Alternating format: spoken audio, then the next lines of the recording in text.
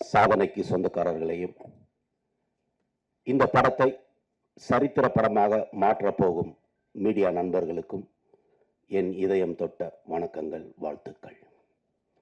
நான் முதல்ல இந்த ஜாதி படம் எடுக்கிற டைரக்டர்களுக்கு எதிரான எப்போவுமே ஸ்டேட்மெண்ட் கொடுத்துட்டே இருப்பேன். ஜாதியை சொல்லவே கூடாது, ஜாதியை பேசக்கூடாது. இங்கே யார் யார் என்னன்னு எந்த சீட்டில் யார் உக்காந்துருக்கன்னு யாருக்குமே தெரியாது. பா ரஞ்சித்னு ஒரு டைரக்டர், வெற்றிமாறன் ஒரு டைரக்டர், சில டைரக்டர், இன்னும் சில டைரக்டருங்க வளர்ச்சி கண்டதுக்கு அப்புறம் தான் சினிமா தளர்ச்சி ஆகிப்போச்சு. சினிமா தளர்ச்சி ஆகிச்சு போச்சு. என் பக்கத்தில் யாருக்கான எப்படிங்க எனக்கு தெரியும். எல்லாம் சேர்ந்து விசில் அடிக்கிறோம். ஜாதியை சொல்லவே கூடாது சினிமாவில். அதனால இந்த ஃபங்க்ஷனுக்கு ஃபர்ஸ்ட் நான் ரஞ்சித் சார் ஃபோன் பண்ணாங்க, வரலாமா வேண்டாமா. ஏன்னா என்னோட கொள்கை அது. சினிமாவில் ஜாதியை சொல்பவன் சமுதாயத்தில் ஒதுக்கப்பட வேண்டியவன். என்னுடைய கொள்கை அது. ஆனா ரஞ்சித் சார் ஹாப்பி ஸ்ட்ரீட் அப்படின்னு ஒன்று கோயம்புத்தூர்ல நடந்ததுக்கு தன்னுடைய தங்கை பிரதர், என்னுடைய சகோதரன் நாங்க சீர்கட்டுக்கிட்டு இருக்காங்க முதல் முறையா குரல் கொடுத்தாரு ரஞ்சித் அவர்கள். முதல் முறையா குரல் கொடுத்தாரு. அதுக்கப்புறம் தான் அதை பத்தின ஒரு அவேர்னஸ் வந்தது. அப்ப என்னன்னா, ரஞ்சித்துக்கு என் எதிர்காலத்தில் என் சகோதரன் கெட்டு போயிடக்கூடாது, என்னுடைய கலாச்சாரத்தை தூக்கி பிடிக்க நான் குரல் கொடுப்பேன் என்று கொடுத்த ஒரு ரஞ்சித் நிச்சயமா நல்ல படம் எடுத்திருப்பார். நிச்சயமா நல்ல படம் எடுத்திருப்பார். அது ஜாதியை பின்னணியில் வைத்திருந்தாலும் அது நல்ல படமாக, சமுதாயத்துக்கு கருத்து சொல்லக்கூடிய படமாகத்தான் இருக்க வேண்டும். ஒரு டயலாக் எனக்கு ரொம்ப கோபமாவே இருந்தது. விவசாயி அவன் நிலத்துல மட்டும் விதைக்கிறவன் இல்ல, நிலத்துல மட்டும் எதையும் சேரவன் இல்ல, பொண்ணுங்களோட வயிற்றுல செய்ய அப்படிங்கிற ஒரு வார்த்தை இருக்குல்ல. மை காட், அவரா எழுதல. அது சமுதாயத்தில் இன்று ஒரு ஜாதியை அந்த தலைவர்கள் அப்படி உருவாக்கி வச்சிருக்காங்க. ஒரு தலைவர்கள் உருவாக்கி வச்சிருக்காங்க ஓட்டுக்காக. நம்மளாம் ஒண்ணுங்க. சூத்திரியன் யாரு? நீங்க சொல்ற மாதிரியா? சூத்திரியன்ற ஒருத்தவங்க எப்ப திரும்ப உருவானா? நம்ம உருவாக்கல, இந்துக்கள் உருவாக்கல. இங்க படையெடுத்து வந்தா பாருங்க, அவன் உருவாக்கினான். இஸ்லாமியர்களும் அடுத்து வந்த வெள்ளைக்காரர்களும் உருவாக்கிய சூட்சமம் அது. சூத்திரன் என்பவன் சூத்திரத்தை அறிந்தவன், இறைவனுடைய சூத்திரத்தை அறிந்தவன் சூத்திரன், பிரம்மத்தை அறிந்தவன் பிரம்மன், பிராமணன். அப்படிதான் நம்ம வச்சிருந்தோம். வேறுபாடே கிடையாது நமக்கு. கால்நடை பயிற்சி பண்ணுவான், விவசாயம் பண்ணுவான், அவ்வளவுதான் சூத்திரன். அவனை கீழ்நிலைக்கு மாத்துறது யாரு? இங்க படையெடுத்ததுக்கு அப்புறம் தான் அவனை கீழ்நிலைக்கு கொண்டு போனான். இப்ப அவனுக்கு கூட இவனுக்கு சேர்ந்துக்கிட்டு நம்மளை கேவலப்படுத்திட்டு இருக்கானுங்க. மாற்றப்பட வேண்டும். அத்தனையும் மாத்தணும். நம்ம எல்லாரும் ஒண்ணு. இந்த எண்ணத்தை யாரு படமாக எடுக்கிறார்களோ அவர்களைத்தான் இனி நாம் கொண்டாட வேண்டும். அவங்களதான் நம்ம கொண்டாடணும். நிச்சயமா திரு ரஞ்சித் அவர்களுக்கும் இந்த படத்துல பணிபுரிஞ்சவங்களுக்கும் அந்த எண்ணம் இருக்கும். நிச்சயமாக அந்த படம், நாம் அனைவரும் சகோதரர்கள், பிரிவினை கிடையாது. ஆனால் திட்டம் போட்டு நாடக காதல் செய்து நாட்டை நாசம் செய்யும் எவனையும் தண்டிக்கும் உரிமை நல்லவர்களுக்கு உண்டு. அந்த நல்லவர் லிஸ்ட்ல ரஞ்சித் இருக்காருன்றது எனக்கு நம்பிக்கை இருப்பதனால் நிச்சயமாக இந்த படம் நல்ல படமாக அமைந்து மாபெரும் வெற்றி அடையும். ஒரு விழிப்புணர்ச்சியை, ஒரு மறுமலர்ச்சியை இந்த படம் ஏற்படுத்தும் என்று நம்பிக்கை இருக்கிறது. சமுதாயத்தில் ஜாதி என்ற விலங்கு இருக்கிறது இல்ல, அந்த விலங்க பொன் விலங்கில் அறிமுகமான என் நண்பர் ரஞ்சித் அந்த ஜாதி வலயத்தை உடைப்பார் என்று நம்பி ஆசீர்வதித்து இந்த படம் மாபெரும் வெற்றியில் நான் இதே மாதிரி பேசுவேன்னு நம்பிக்கையோட உங்ககிட்ட இருந்து விடைபெறேன். நன்றி, வணக்கம்.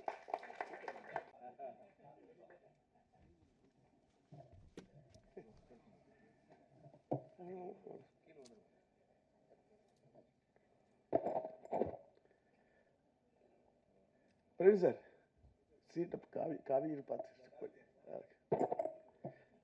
காவி யாருமே தொட முடியாது.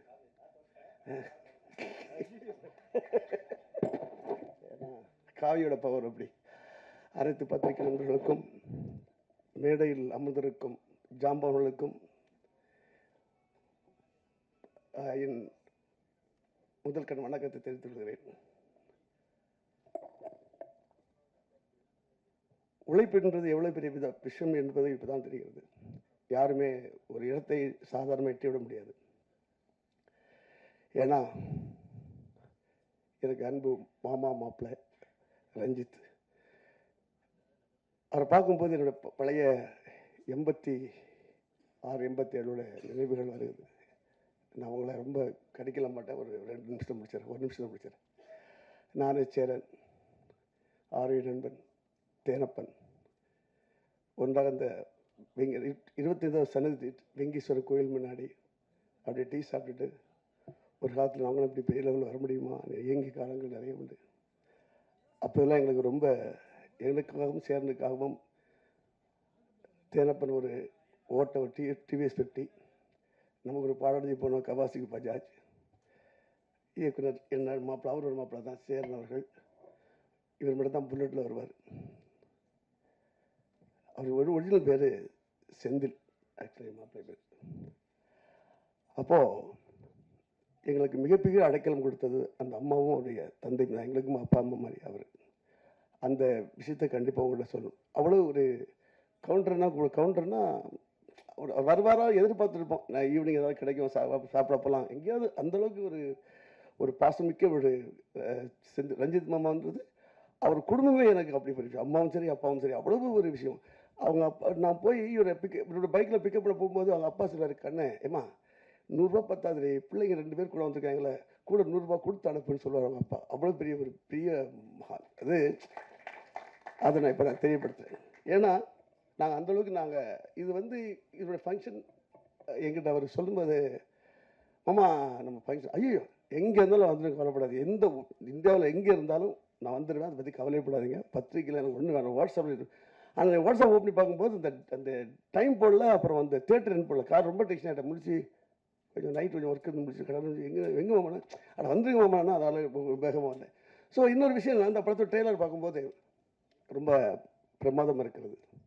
ஏனென்றால் எவன் ஒருவன் நம்மளை திருப்பி அடிக்கிறானோ நாம் திருப்பி அடிக்க தயாராகி கொண்டிருக்கிறோம் என்பதை உணர்த்தும் இந்த படம்.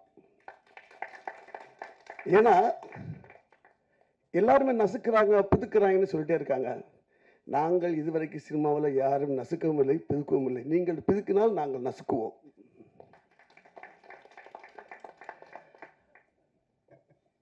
இதோடு இன்னும் ரொம்ப எதிர்பார்ப்பீங்க, வேணாம். நான் ஏற்கனவே 3வது கேஸ் போட்டு குண்டாஸில் போடலான்னு பிளான் பண்ணிருக்காங்க. அதுக்காக மாட்ட மாட்டேன் தம்பி, ரொம்ப உஷாராயிட்டோம். கொண்ட பழைய படம் வெற்றி பெற வாழ்த்துக்கள். தலைவா காவி பத்திரமா இருக்கலாம்.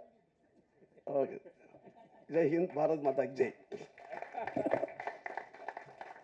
நன்றி மாஸ்டர். அடுத்து இயக்குனர் வேல்முருகன் அவர்களை ஒரு சில வார்த்தைகள் பேச அன்போடு அழைக்கிறோம். நேசம் புதுசு பட இயக்குனர், அப்புறம் நிறைய காமெடி